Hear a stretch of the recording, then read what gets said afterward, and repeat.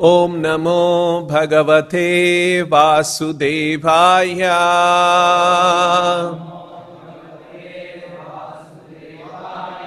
Reading from Srimad-Bhagavatam, Canto 5, Chapter 4, Text number 15. Yat yat chirshanyacharitam tat tat anuvartate lokaha. Whatever action is performed by a great man, common men follow. Purport by Srila Prabhupada. A similar verse is also found in Bhagavad Gita 3.21. It is essential for human society to have a section of men perfectly trained as qualified brahmanas according to the instructions of Vedic knowledge. Those below the Brahmanical qualification, administrators, merchants, and workers, should take instruction from those ideal people who are considered to be intellectuals. In this way, everyone can be elevated to the highest transcendental position and be freed from material attachment. The material world is described by Lord Krishna himself as dukkhalayam ashashvatam, a temporary place of misery. No one can stay here even if he makes a compromise with misery. One has to give up this body and accept another, which may not even be a human body. As soon as one gets a material body, he becomes dehabrit or dehi. In other words, he is subjected to all the material conditions. The leaders of society must be so ideal that by following them, one can be relieved from the clutches of material existence. Thus ends the Bhaktivedanta purport. So we are reading in this chapter characteristics of Rishabhadeva, and in that context, Prabhupada has this verse talks about, the previous verse talked about the activities of Rishabhadeva. Although he was the Supreme Personality of Godhead, but he acted like a living entity, like a jiva, like a human being. Ishvara eva viparitavat karmanya arambhamanaha. He acted like a human being, and he acted like a king, an ideal king, and he set an example for a grihastha, householders, and regulated them. So this is what we read in the previous verse, and in today's verse talks about the principle yat yat shirshanyacharitam tat tat anuvartate lokaha. Shirshanya, shirsha means head, Shirshanya means the head people in the society. Acharitam, what actions they perform. Anuvartate lokaha, tat tat anuvartate lokaha. So that's the human nature. We are all inspired by the behavior of a leader, and that becomes the standard for us. And so Vedic culture, in the Vedic culture, there are many natural leaders in the society. The father and the mother are considered natural leaders. We all know how much we get influenced by our father and mother. When we were small, we look upon the father and the mother, and their example is very powerful. It inspires and impresses us. and we carry that whole life. Even teachers in the school and the lecturers also are good, create an impression on the students. So at a personal level, parents and teachers create that kind of an influence. And at the society level, the direction in which the society is progressing, it is the leaders of the society, the king, and maybe the rulers in the present kind of a situation. They all have an influence on our lives. And these natural leaders are expected to know the knowledge of spiritual life so that they can lead the others. And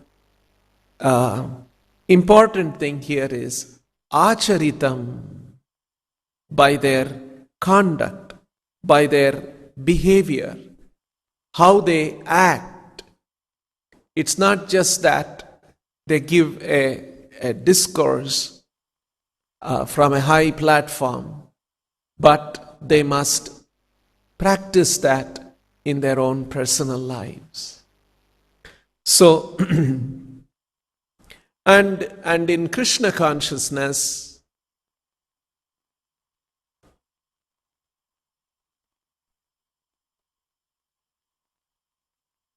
the principle is, in the Vedic culture, the principle is that the Brahmanas should embody spiritual knowledge and should behave accordingly. And many times Prabhupada said, in the present society, these Brahmanas are missing.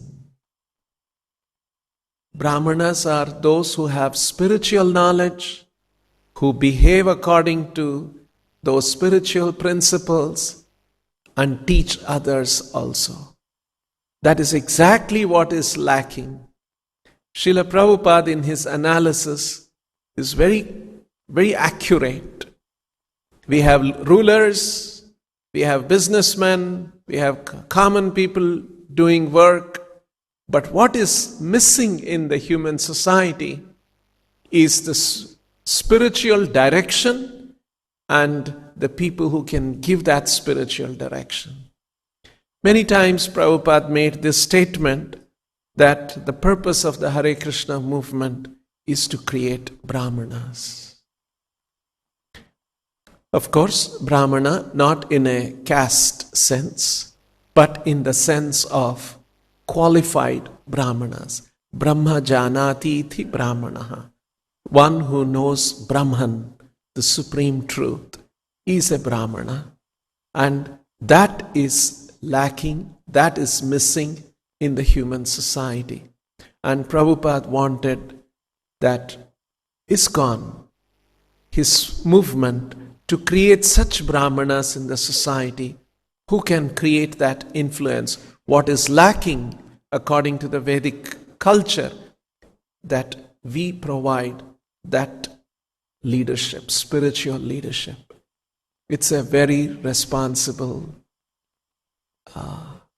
very responsible position and a great and an important expectation of Srila Prabhupada, our spiritual master. So we must remember this. We must be conscious of it, and that we have a very responsible role.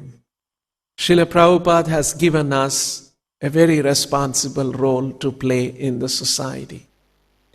So, we may not be qualified, but we must try to acquire the qualifications. That is what Srila Prabhupada expects out of us. And when we say Brahmanas, when we say spiritual leadership, what is it that they must teach? Because how to lead a material life, how to manage business, how to manage one's life, how to manage personal relations. That kind of knowledge, there is plenty of teachers of that even in the modern society. So that is not the leadership that is expected. Prabhupada is pointing out here in the purport that the teaching, the education that is needed is to explain. The people are attached to the material world and they don't know. In this way, everyone can be elevated to the highest transcendental position and be freed from material attachment. To be able to rise a person to a transcendental position, both in understanding and in practical experience. This is the teaching that is essential. In fact, there is one conversation, just like today in modern society, there is a lot of awareness of human rights, right? Human rights, children's rights, child rights, women's rights. So if somebody's rights are in any way hampered, or if there are some hurdles for somebody to exercise their human rights, then it's considered to be a very serious thing. That's why we have Human Rights Council. Even in our country, has Human Rights Commission. And Human Rights Commissions are headed by former Supreme Court judges. You can see how important these things are considered. So if someone's human rights are being violated, he or she can appeal up to the highest level, and the government ensures, the system is meant to ensure that their human rights, what is rightly theirs, is available to them. It is not by some other means. Someone's human rights are not in any way compromised.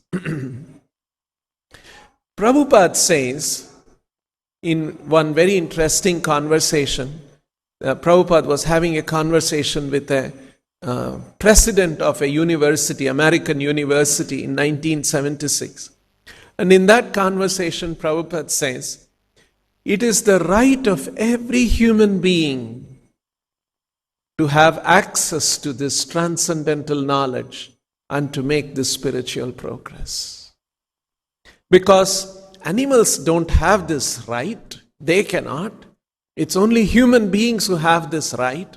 And it is described in the Vedic literatures. Any human being can be elevated to this transcendental position, understand his true nature, and be freed from the miseries of this material world, even while one is here in this world, and become adequately qualified so that he can go out of the spirit material existence. And that is the right of every human being. And today, that right is not being protected. So, from a human rights angle, Prabhupada points out, and if you see here, this is how Prabhupada concludes this purport. The leaders of society must be so ideal that by following them, one can be relieved from the clutches of material existence. So, but there is no education, there is no awareness, there is no understanding that we are under the clutches of material nature, which is, and it is succinctly described by Krishna, it is dukkhalayam and it is ashashvatam. It's a place of misery and it is a temporary existence. Somehow, even the big intellectuals don't get this right. They think that we have to improve our life and establish ourselves nicely, have a big house, and have nice furnishing in the house, have a big car, and lead a life. But one day they will die and go away, leaving all those things behind. The temporary nature, it doesn't strike us. The miserable nature, it doesn't strike us. This is the power of illusion, and that illusory influence is there on us because we have a desire to enjoy independent of Krishna. Krishna is ready to take away that illusion, but we don't want that illusion to be removed. And our desire to remain in that illusion is indicated by our desire to enjoy in this world. And so our purification that we want to accrue in by spiritual practice is to give up this desire to enjoy in this material world, independent of Krishna. So finally it comes down, this is the leadership that is essential to relieve people from the clutches of material existence. And that is why in the daily life that Prabhupada has created in ISKCON, every morning we begin remembering that this material world is a samsara davanala. This material existence is a dava anala. Dava means forest, anala means fire. We are in a forest fire. Actually, when there are birds and animals in a forest fire, it's a terrible existence for them. Because forest is their home, and that forest is now in an inferno. Where will the animals run? They run here, there. But they get charred to death.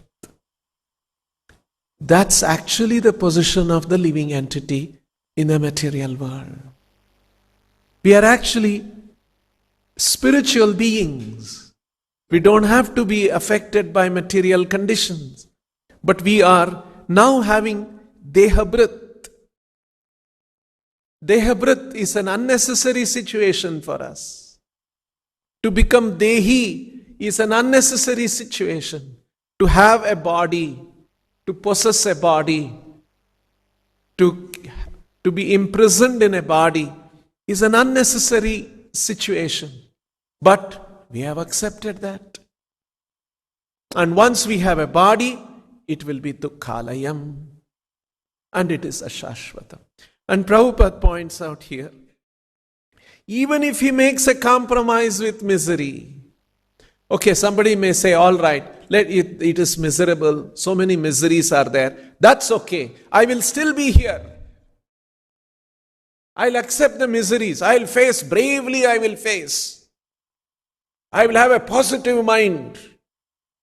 Like there are all these things people talk about in modern days. I'll have a positive mind. I'll have a positive outlook. Even when the miseries come. Even if you have a positive outlook, you cannot stay. You have to die one day. So, this is the reality. No one can stay here even if he makes a compromise with misery. One has to give up this body and accept another, which may not even be a human body. So, these are very serious things, but somehow we don't pay too much attention to all these things. And so, Prabhupada wanted an institution which can teach human society about this, not just by precepts, but by practice, by being an example.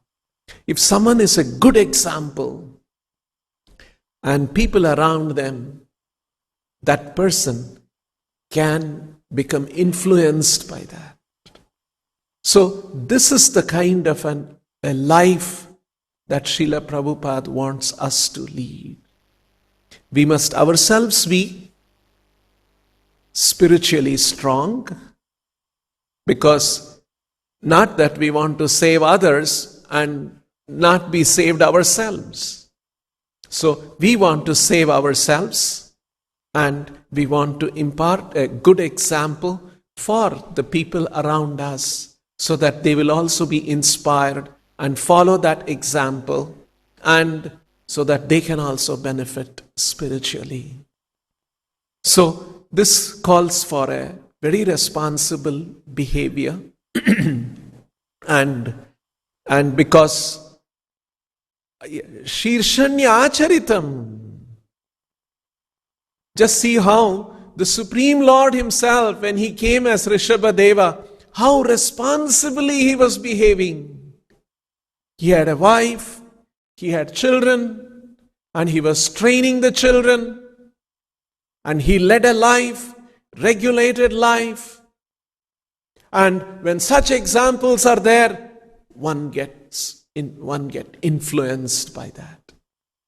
So we all look for an inspiring example. That's human nature.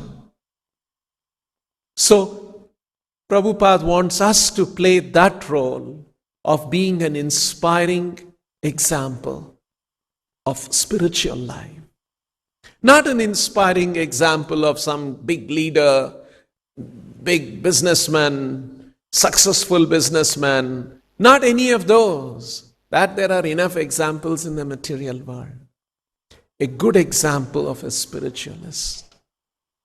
And Srila Prabhupada himself, in his personal life, in his practice, he was such an inspiring example.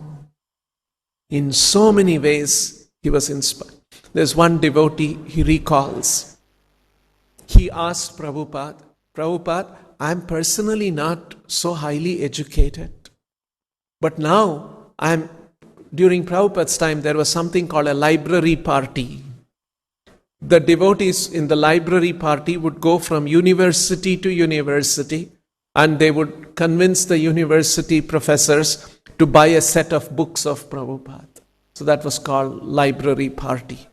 And so this devotee was in the library party, and he was going to universities, talking to professors and telling them to buy one set of books of Prabhupada.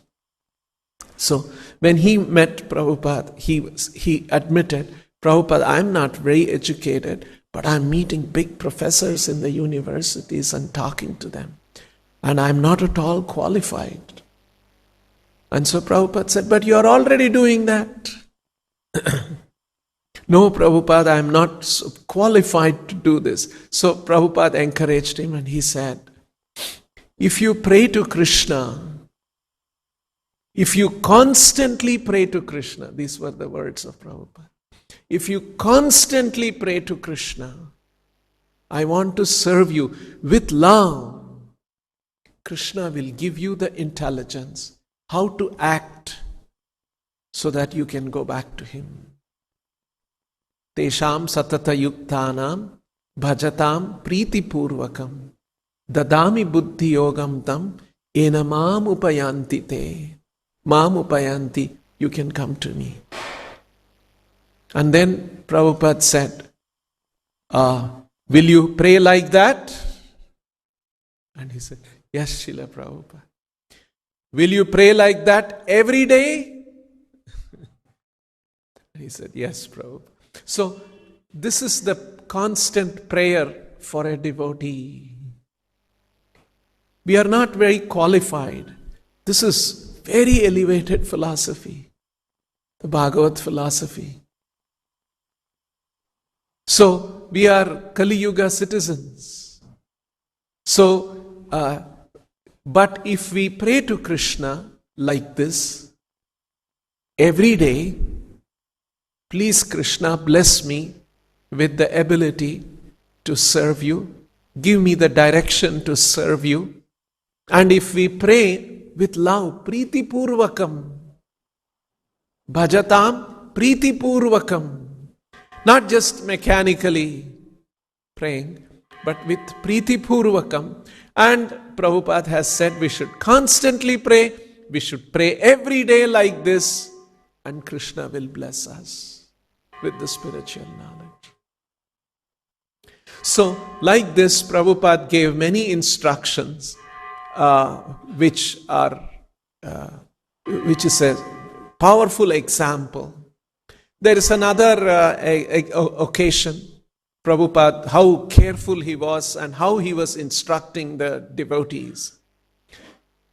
In the deity worship, two important things Prabhupada always talked about.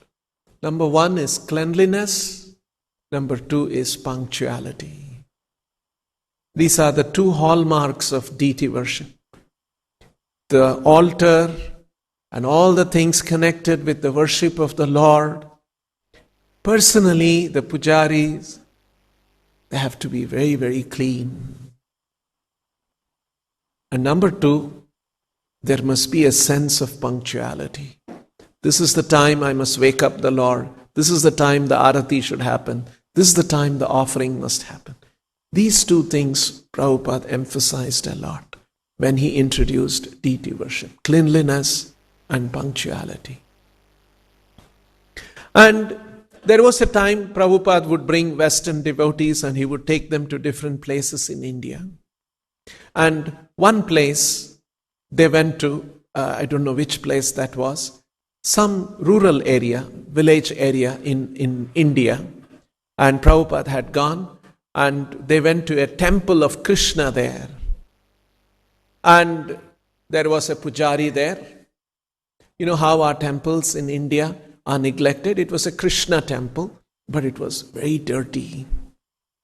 And the pujari himself also was not very well dressed and not so clean. And very, very quickly he did one arati after another. And then he brought the water, turned around and splashed it on the faces of everybody. And everybody was shocked, startled. And then Prabhupada was praying to Krishna and watching all these things. And then at the end of that, they started moving out of the temple. And so this devotee went up to Prabhupada and said, Prabhupada, I want to ask you a question. Talk to me later. Prabhupada was very stern. He said, talk to me later. And so he kept quiet and they all came out of the temple. And then soon after that, Prabhupada was with the disciples alone. So Prabhupada asked, what is that you wanted to ask me? He was actually a sannyasi, a GBC. So Prabhupada, what is that you wanted to ask me? So he said, Prabhupada, you have taught us that things have to be clean in deity worship, but we saw this temple was very dirty. The pujari was also very dirty. So Prabhupada said, don't criticize. I saw the pujari, he was doing the best he can. He had bhakti in his heart and he is doing this service. And Krishna will be pleased. The rules that I have given you are for you to follow. Don't judge others by those rules. You are expected to follow that. You see how Srila Prabhupada is so careful that what is it that we must be doing? He is teaching us, and he also wants us to learn an important principle. Don't criticize others. Maybe in those circumstances, a poor pujari, a poor temple, neglected temple, and to the best of their ability they are worshipping.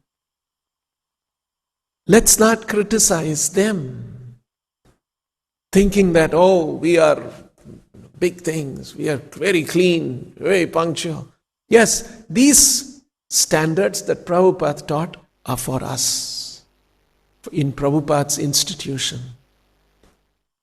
By doing that, we will become an inspiring example for others. You see? So that is why people, they come to our temple and one of the important things they comment is that your temple is so clean. It It has to be like that. This is the desire of Srila Prabhupada, to keep things clean and to be punctual. I've heard about that also. There was one man told me, he said in their temple, you can go to their temple, you can adjust your watch according to their arati time. They are so on the dot. So these are the things that Srila Prabhupada wanted us to follow, and that way we are an inspiring example. Another example is there about how Prabhupada cared for the devotees. This is another behavior with our own immediate devotees, with some employees that we are dealing with some donors that we are dealing with. We must learn. We have all read that book, Perfect Questions, Perfect Answers, right? Bob Cohen. Bob was an American Peace Corps worker. In America, there was something known as Peace Corps. And young students from universities, like we have NCC, National Cadet Corps, right? Like that, in the same way. So there was a program in America. Students could enroll and they would be sent to third world countries. Could be sent to India, could be sent to Malaysia, could be sent to some South American country. And they could do 1 year work, 2 year work, social work, that kind of a thing. And that's how Bob had come and met Prabhupada in Mayapur and had those conversations. And at the end of those several meetings with Prabhupada and having those long conversations, he was completely transformed and he became a devotee. So he describes what happened to him. And after those meetings with Prabhupada, he went back to America and he had started chanting. He was chanting 16 rounds. And he was back in America. And he went back to the university because he had come out of the university for a year or two. And then he went back to the university and he was still doing his college. And he was not initiated. And so he got message that Prabhupada was coming to that temple. So he went to the temple and he saw Prabhupada coming from a distance. And Prabhupada also saw him. But he was feeling very bad that how much Prabhupada spoke to me, so long hours he had all those conversations, but I'm not even initiated still. So he wanted to avoid directly, eye contact with Prabhupada. And so when Prabhupada came, all devotees would pay obeisance, right? Like when Prabhupada came into their presence. And so he also paid obeisance. And generally, devotees would pay obeisance, quickly spring back to their feet because they don't want to miss Prabhupada. They want to see what Prabhupada is doing, how Prabhupada is, smiling. They were very eager. So everybody would spring back to their feet. But Bob says, I kept chanting Nama Om slowly so that Prabhupada will pass by. I didn't want Prabhupada to stand and look at me and, I'm very embarrassed. What if he asks me, are you not initiated or something? I've not done the right thing. I'm not doing service properly. I'm not initiated. So he was feeling very bad. So he kept chanting slowly, as slow as possible, so that Prabhupada will pass by. And then he lifted his eyes, opened his eyes and saw Prabhupada's feet was right there. He was standing there. So he couldn't do anything, and then he stood up and, folded hands with respectfully. And then Prabhupada said, so nice to see you here. And he patted him on his back and pulled him like a hug, and then continued walking.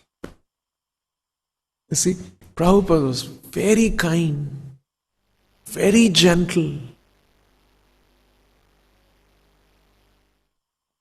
very, very compassionate. So it was just a few days of a meeting and then preaching to many devotees, and then Bob was asking questions and then he's gone. And Prabhupada remembered and asked him, So nice to see you. And his heart completely melted. And very soon after that, he says he got initiated also. So, by our behavior,